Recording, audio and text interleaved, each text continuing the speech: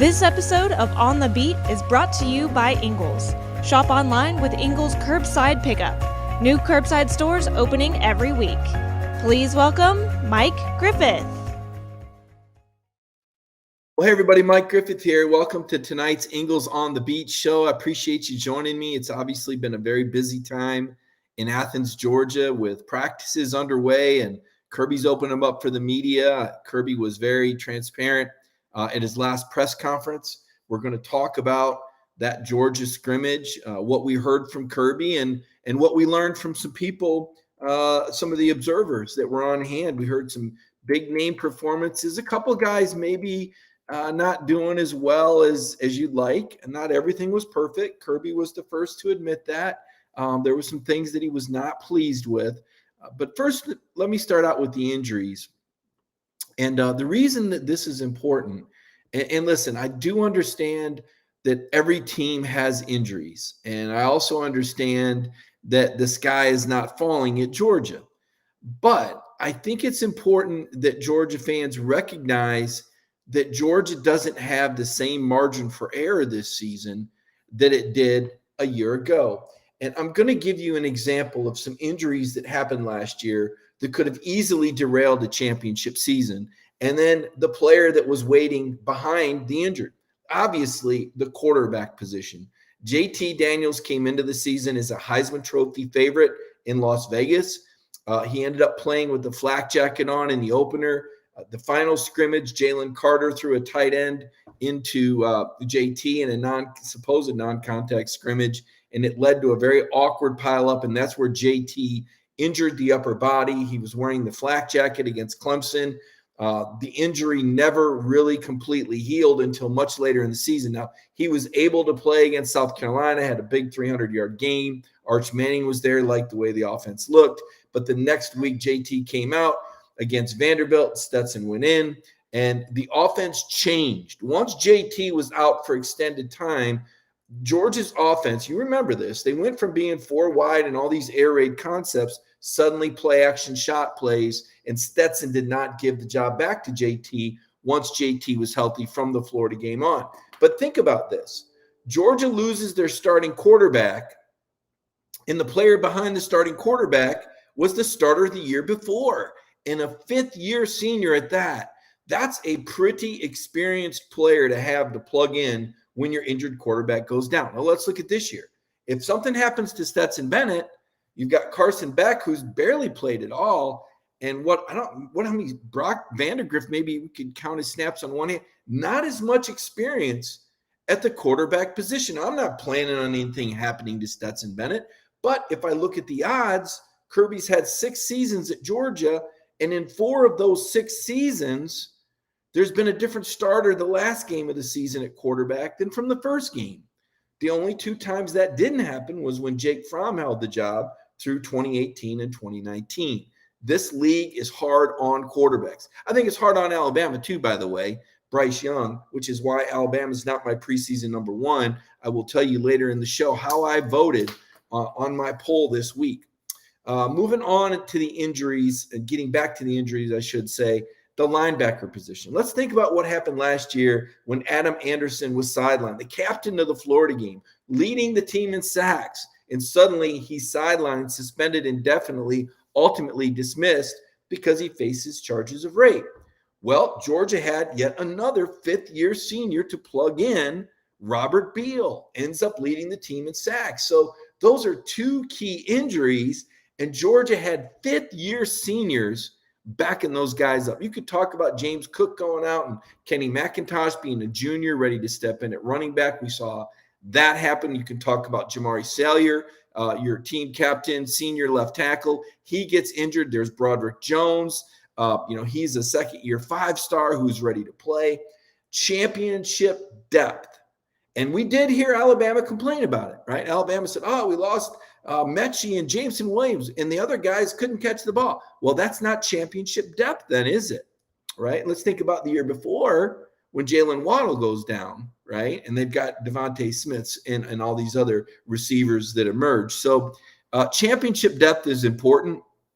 And when we look at this year's Georgia team, they're young. And now maybe everything will turn out to be perfect, and every glass will be half full and not half empty if there's an injury. But right now, it looks like there's a very thin margin for error. And the position that Kirby is the most concerned about, because right now there's not that many injuries, but there's the receiver position is a concern right now with Arian Smith. The ankle, could he be done for the year? Is he out for half the year? We don't know how long this track speed, track star guy is going to be out. And it really is compounded by the fact that Jermaine Burton transferred to Alabama. So you're already a little low at this position. You weren't able to get a receiver that was of ilk to take through the transfer portal. Georgia tried. But now Arian Smith goes out. And then the Morissette kid, Kirby reveals to us, hyperextended knee. So now we're talking 3 down at a position that you came into the season kind of short at anyway. And that's why Kirby said today, and you could read a Connor Riley story that we have up, that he's really counting on Dillon Bell. So I don't look at the injuries right now and say, oh my gosh, Georgia's too injured to win a title. I don't say that at all. That's not the message here. The message is that Georgia is thin going in at key positions and young at key positions. They're young at cornerback, although I think there's a lot of talent there. We're going to talk about some of the guys that really jumped out. They're young at the linebacker position. Keep an eye on Tresman Marshall, currently playing with a calf strain. Sometimes when guys are playing with one injury, it leads to another injury. Let's hope that's not the case with Tresman Marshall. I'm sure the Georgia staff is being very careful because he's a very talented player and looks like he's going to be key next to JDJ, Jamon Dumas-Johnson, there in the middle. There are other talented players there. We talk about Xavier Sori, a guy that Kirby said has got to be more consistent. And so it's pretty fascinating, though, when you think about all that Georgia lost, and yet and still this is such a talented team that we believe will win the SEC East division and probably play Alabama in the SEC championship game. The scrimmage was filled with all sorts of news, most of it good news. You've seen Kenny McIntosh highlighted quite a bit. We heard Del McGee talk about Kenny McIntosh last week. We heard Kirby talk about Kenny McIntosh after the scrimmage. And sure enough, Kenny McIntosh broke a really long run in that scrimmage, a really nice run, cutback run where you use that vision. One of the things Kenny has is that elite vision, and you'll see that this year. Kirby had some sharp comments about it. He wasn't pleased with the tackling. The flip side of that is that part of the reason he wasn't pleased with the tackling was that freshman Branson Robinson and Andrew Paul both had good days. These are bigger backs. These are guys that are, 6 foot, 6'1", 220. Paul actually looks better to me in uniform than Robinson. I know Robinson is the big weightlifter, and everybody wants to, go runaway train because he can lift a lot of weights. But folks, that doesn't always translate. Sometimes it does, sometimes it doesn't. I don't want to see those expectations on Branson Robinson yet. I think he needs to do more before you start putting him in the same breath with Nick Chubb. I was very surprised Del McGee did that. That's more pressure than any freshman needs. I didn't really understand that. And sometimes, Del controls who gets touchdowns. Zamir White had 22 touchdowns, but he had 98% of the touches inside the 5-yard line among the backs. So it's a little bit controlled in that sense. Maybe Robinson will be that goal line guy. Maybe it's Paul. I don't know. I'm sure they're competing right now. I'll tell you this. Things have changed with the one-time transfer portal now, and anybody can leave at any time. You're not going to stockpile guys and get guys like Kenny McIntosh and Kendall Milton to wait 3 years to play. That won't happen anymore. So if you've got a guy who's better than the guy ahead of him, they're going to have to play him. And I think that's going to be tougher for Del McGee to manage because he talks about being patient. I just don't think that exists in college football anymore. If you're better or as good as the guy in front of you, you want an opportunity. And you can't just run up one guy's numbers to help him get drafted. You're just not going to see that happen anymore. Kenny McIntosh, though, I think he's in line for a great season. They need him to stay healthy. Kendall Milton right now with a pulled hamstring was held out of that scrimmage. I don't think it's anything serious. I think Kendall will be back for Oregon. That's the plan. But you think about it, after Kenny and Kendall, you're all of a sudden you're right there with Dejon Edwards.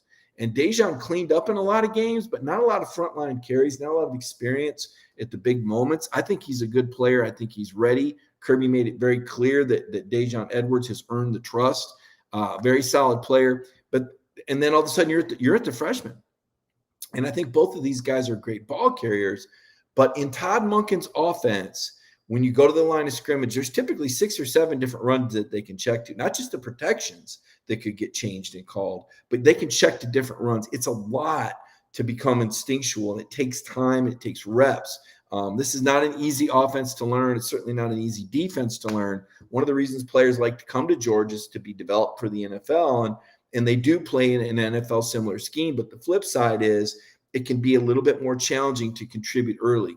I do think these young running backs are going to see the light in some games. I think they're going to fare well. I think this offensive line proved itself against Saturday.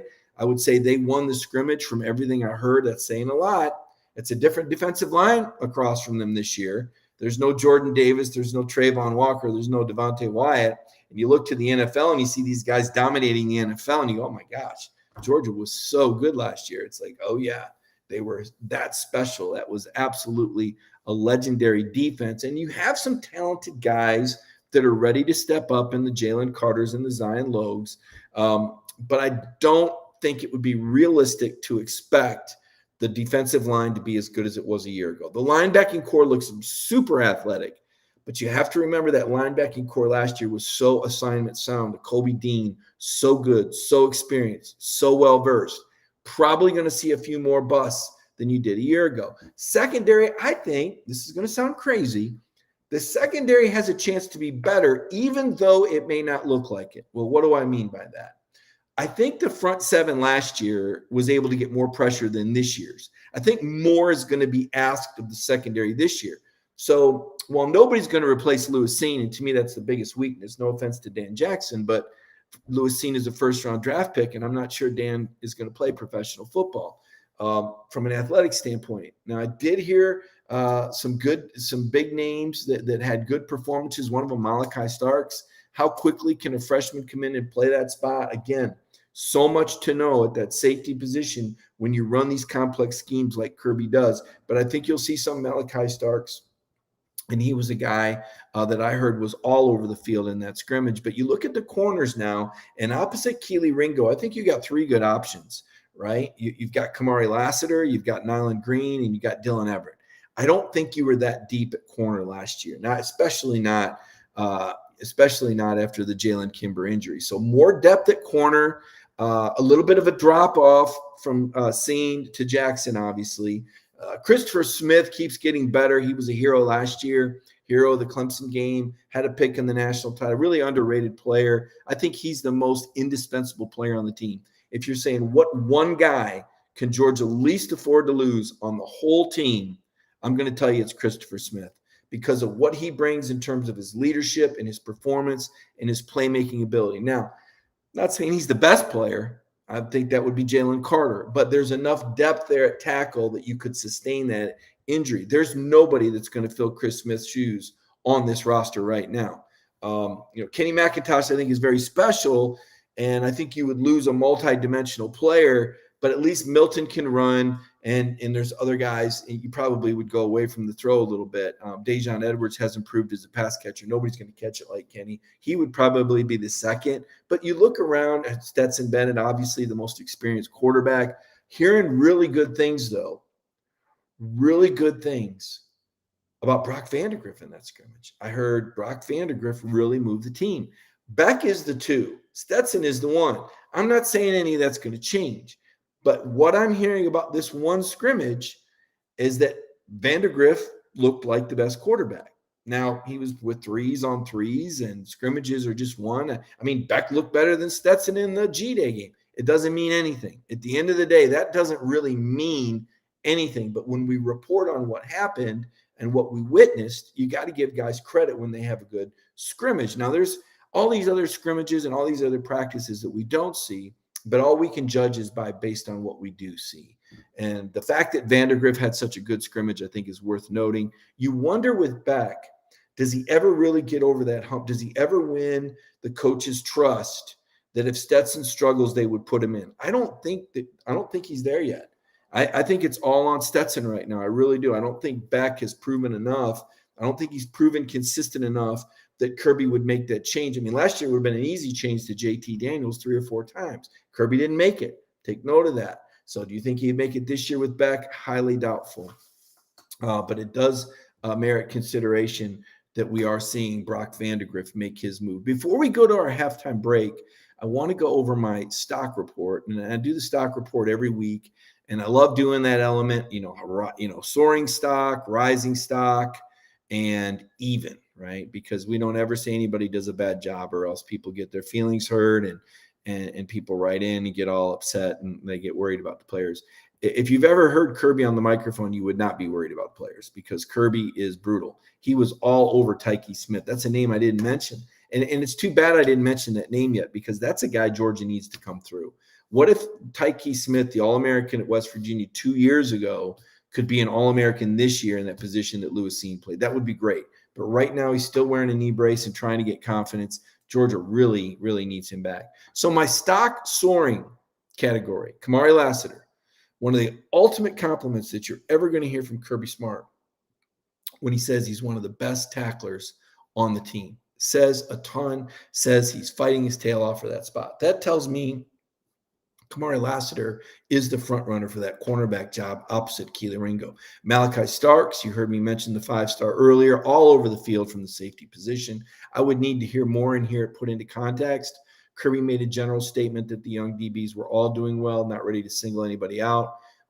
Again, I don't know all the assignments and where Starks was supposed to be, but everybody who was at that scrimmage said you couldn't help but notice this kid. Tresman Marshall, when Kirby says he made a couple of good plays, from Kirby, that's a mouthful, because you know how reluctant he is to praise defensive players. You really got to earn your praise as a defender for Kirby Smart. But the fact that Tresman's out there playing with the strained calf, trying to win that job, that's veteran leadership. You got to respect that. That says something, about the gumption and the grit of this defense when you got a guy like that. And then Kenny McIntosh, heavy praise from McGee, heavy praise from Kirby, tremendous run, highlight run, set it up, press the perimeter, cuts back, some really good blocks on that play, by the way. But I could see Kenny McIntosh breaking some long runs. I think he's very explosive. Stock up, right? Stock up. Dylan Bell, freshman receiver. Kirby singled him out, said he played well. He said, this is a guy that needs to step up with Arian Smith out. That's going to be important. Oscar Delp, the freshman tight end, keeps making plays.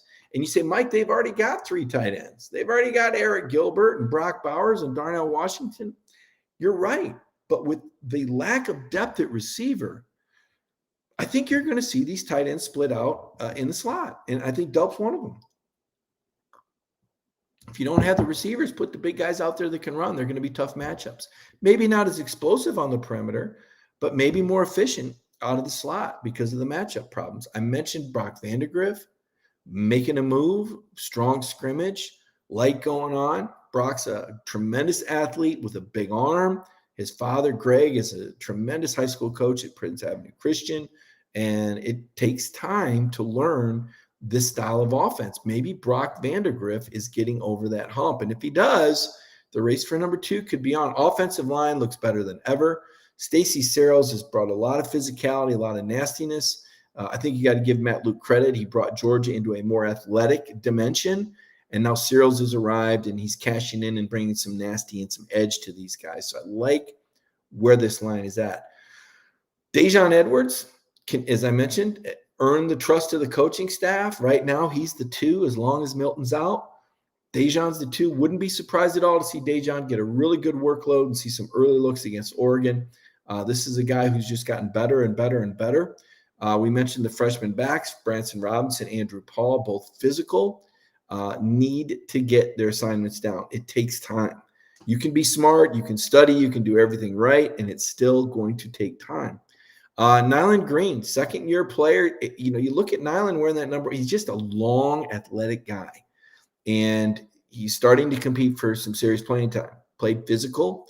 That's something Kirby wanted to see out of him. He gave him a lot of praise. So keep an eye out for Nyland Green. You're going to see number 1 out there when they're in that dime and nickel package, I think. Stock even. Okay. I don't want to, like I said, I don't want to hurt anybody's feelings, but to me, when stock even just means a guy just kind of held the spot. And it's probably unrealistic to think that a player could get better in every scrimmage. I know they aim for 2% better every day, but I don't think that's realistic. I'm more into the rule of thirds, where a third of the time you're not worth a darn, and a third of the time you're great, and a third of the time you're, but Kirby wants improvement all the time. Stetson worked on some things. Some of the passes outside the numbers, not there yet. They know that's how Lanning's going to play him. And Stet's working on that. He's improved the velocity. He's improved the footwork. It's going to take time. There were times he held the ball, observers said. There were times his throws outside. The safety arrived at the same time. Got to be careful. Monken's going to have to call a perfect game in regard to where he asks Stetson to put the ball, because Lanning is going to be all over it. And Oregon has a good pass defense. They really do. I don't know how good they are against the run. I know they've added some cats, but I don't know that anybody's going to stop this, just load up and completely stop this Georgia run. Carson Beck, I mentioned electric arm and athleticism, but just hasn't been as consistent as he needs to be to push Stetson. I thought he had a really good G-Day game, but I'm hearing the scrimmage wasn't as good from the observers that were there. Brett Thorson, the punter from Australia, Kirby said he's not Jake Camarda, said the job hasn't been won. The head coach clearly not happy with the performance there, wants to see more. Not trying to be mean, not trying to be threatening, just letting the guy know that this ain't getting it done. And, Kirby knows what the Georgia and championship standard looks like. So you got to listen when he says that. Tyke Smith, we mentioned, Tyke getting called out on the practice microphone, much like Richard LeCount once did. And then Xavier Sori, Smileman, and a couple guys that Kirby said need to be more consistent and have to play better.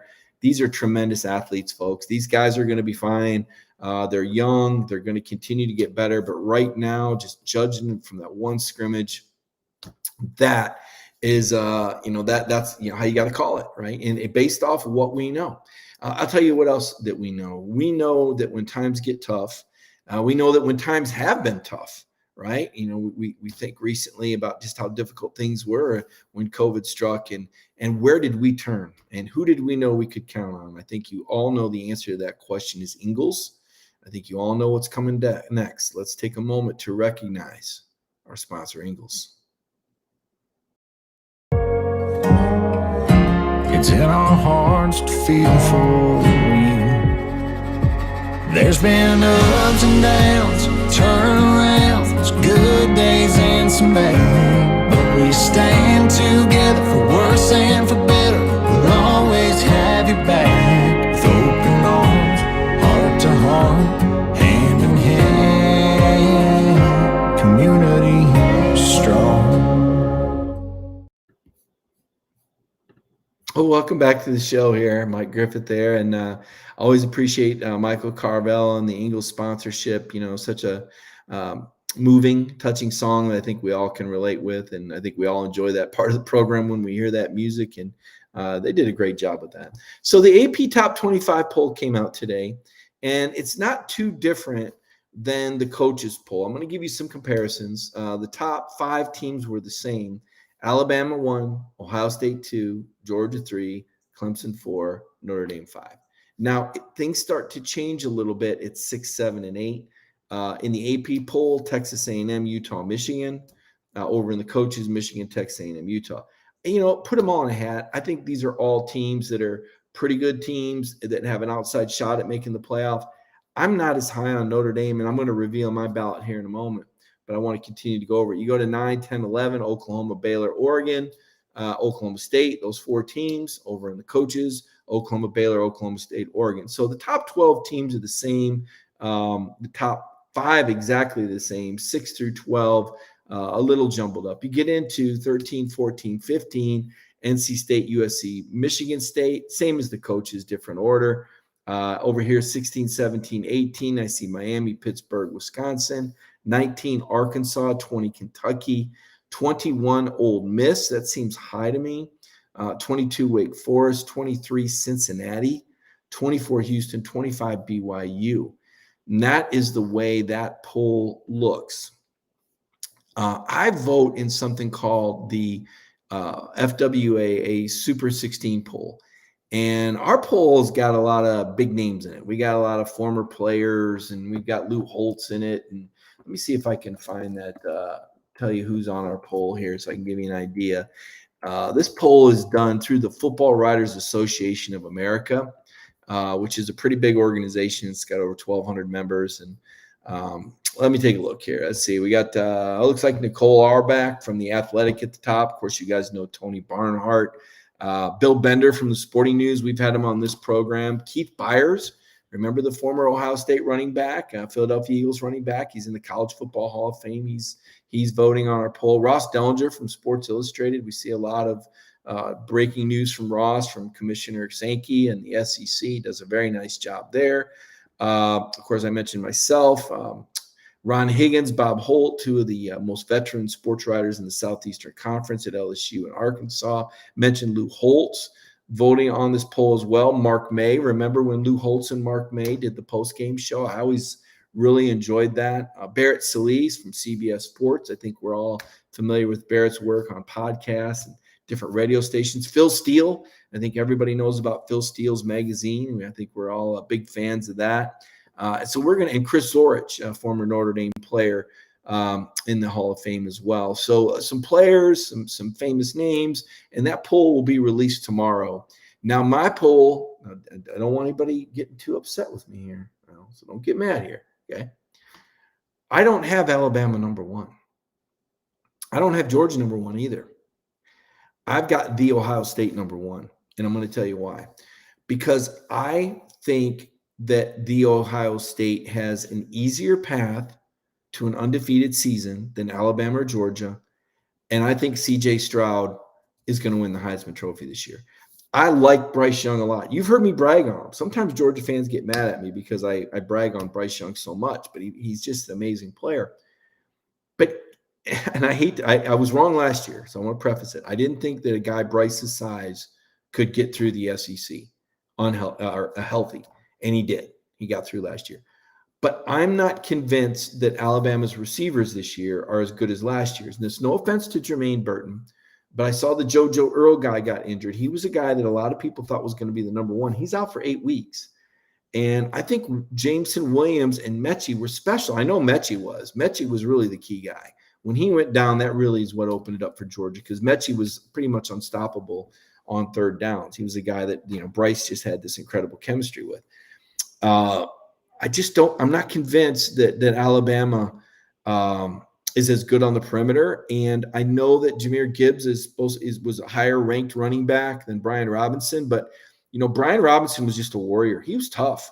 He hit that Georgia line over and over and over. And the Gibbs guy, I don't even think he showed up and played in the game against Georgia, did he? I mean, was he injured or did he just not? There's too many question marks. So even though I've kind of thought the whole off season that Alabama was the best team in college football, the more I look at it, I'm not sure that Alabama is built for the long run in the SEC. Now, if you put Alabama in the Big Ten and Ohio State in the SEC, it'd be a different conversation, but that's not the world we live in. I've got Ohio State number 1. I got Alabama 2. I've got Georgia 3. I've got Clemson 4. I think Clemson bounces back, makes the playoff. I think the Tigers were good last year. Don't think they get enough credit for having the second best defense in college football because they tripped a couple times early. I've got Oklahoma 5. I like Brent Venables. I think he's a great coach. I think he's the right coach for Oklahoma. With Lincoln Riley moving on, I know that they're not going to light it up like a pinball machine anymore, but I think Venables is a great coach, and to me, he's probably the favorite for first-year coach of the year. I've got A&M number 6, almost by default, right? I mean, with all the talent, certainly with all this talent. And I think Max Johnson is a really good quarterback. I was a little disappointed and surprised that it didn't work out for him at LSU, but I've got A&M number 6. Utah 7 and Oregon 8. Now, Utah beat Oregon twice last year, and they did it the same way both times. They pounded the ball. I think one game they rushed for like 230-something. Another one was over 190, and they won by 4 touchdowns both times. But Dan Lanning's gone out and he's beefed up that interior, and I think Bo Nix. I'm in on Bo Nix. I'm in on Bo Nix. I think he's going to have a big season for the Ducks. I've got LSU 9, Arkansas 10. I don't apologize for having SEC teams ranked ahead of Michigan. Okay, I had a Georgia player who's no longer at Georgia tell me that if Michigan was in the SEC, they'd only be about the 8th best team. And I believe that. I believe it. I'm not trying to be an SEC snob, but I believe that. I got Baylor 12. I'm a big believer in Dave Aranda. I think this guy's a great coach. I think we saw him do wonderful things at LSU in 2019 as the defensive coordinator, and he's turned around the Baylor program. Mel Tucker, 13.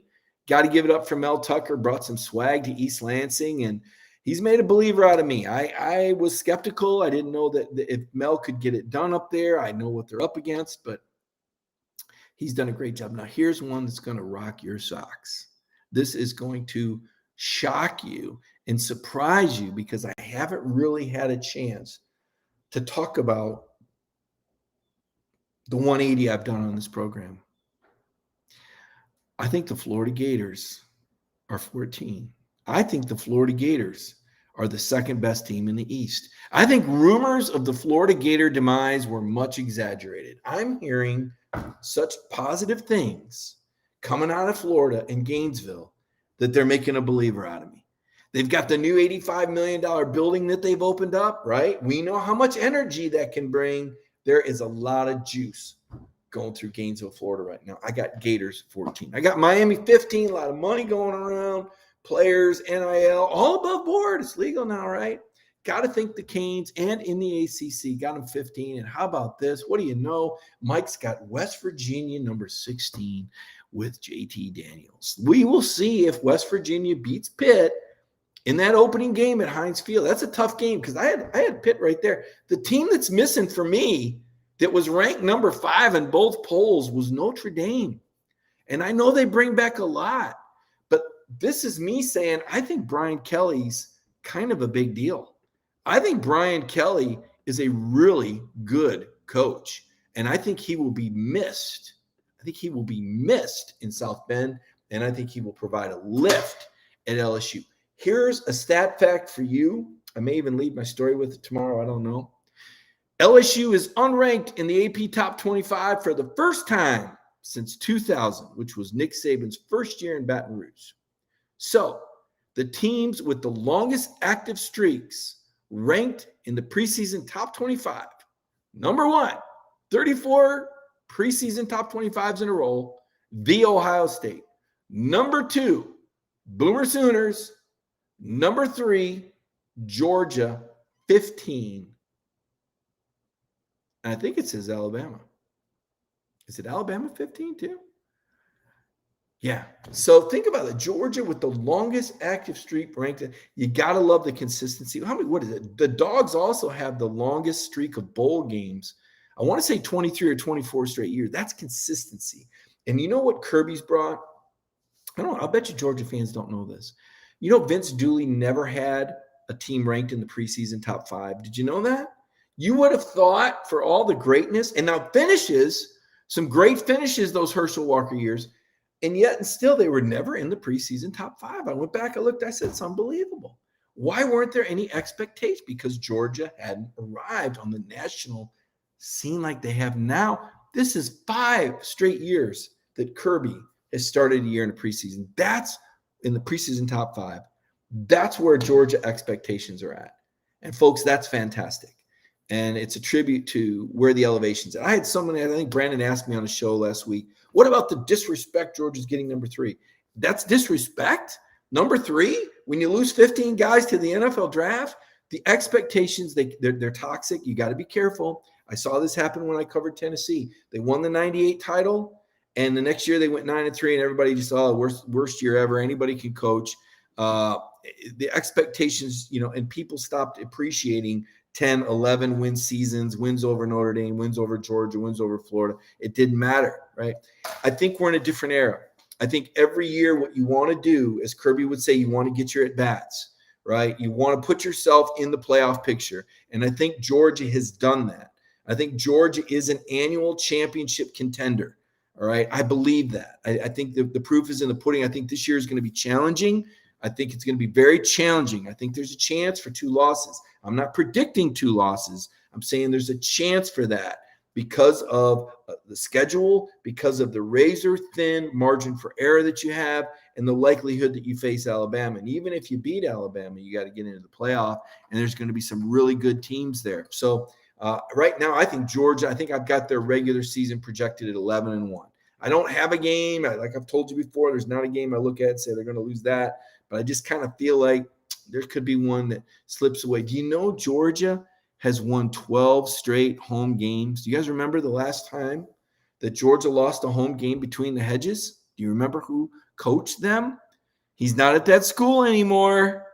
He's at Georgia now. That's right. Will Muschamp is the last coach to beat Georgia between the hedges. Let's take a look at some of your comments real quick, and then we got to go.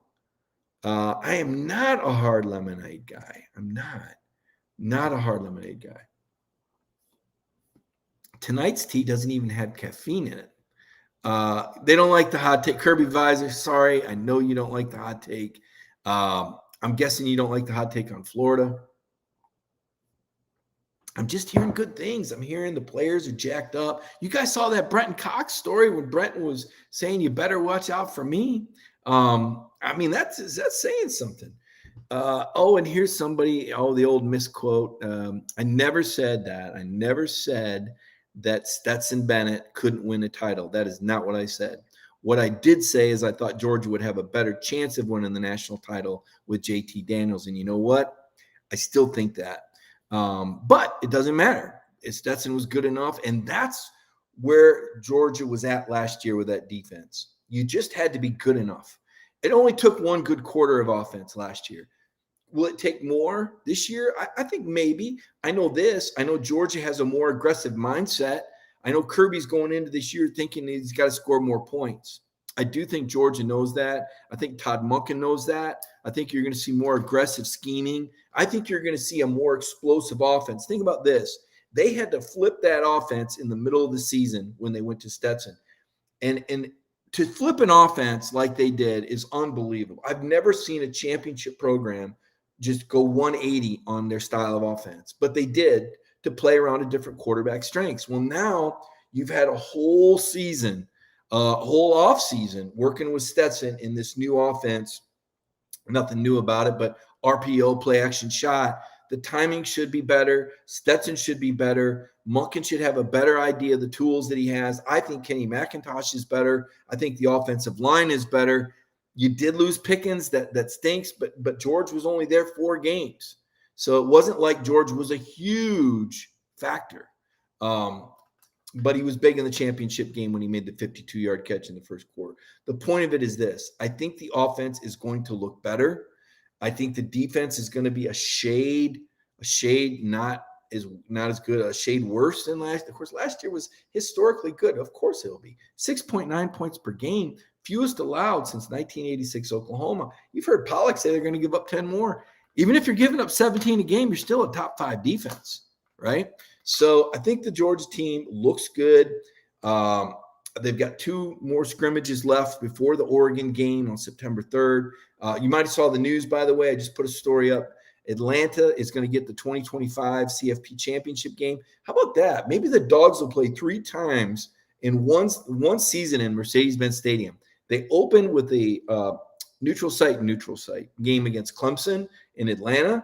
They could play there again in the SEC championship game, and then they could play there in the national championship game. How cool would that be to see 3 games at Mercedes-Benz Stadium with Georgia football in 1 year? So I'm going to put a wrap on it tonight. I want to thank all of you for joining me. Enjoy doing the show every Monday. Next week, I think we're looking at 8 o'clock, just kind of a heads up programming note. Michael Carvel, appreciate the production. Tomorrow, 10 a.m., every day, 10 a.m., Brandon Adams. If you didn't see this, by the way, if you didn't see the video and you're on YouTube, Brandon and I did the interview of Brandon. We totally turned it around. Worlds collide. I think you need to check it out. Almost 8,000 views on that. I mean, that video, everybody's looking at it going, wait a minute, Mike's asking Brandon the questions? This ought to be in. It was interesting, and that was after the scrimmage. You can check out our post-scrimmage wrap-up. It's on YouTube. It's also on Facebook, for that matter. Again, 10 a.m. tomorrow, Dog Nation Daily. Centel comes at you Wednesday night with Before the Hedges. And, of course, we have great programming all week. I usually do these videos on Facebook Live or YouTube Live right after the press conferences. Keep an eye out for those right after the press conferences, usually middle of the day, maybe a little later now now that school may be getting back, maybe later in the afternoon, but keep an eye for those post press conference appearances that I will be making on Dog Nation Facebook and YouTube channel. Everybody have a wonderful week, and I look forward to seeing you again real soon.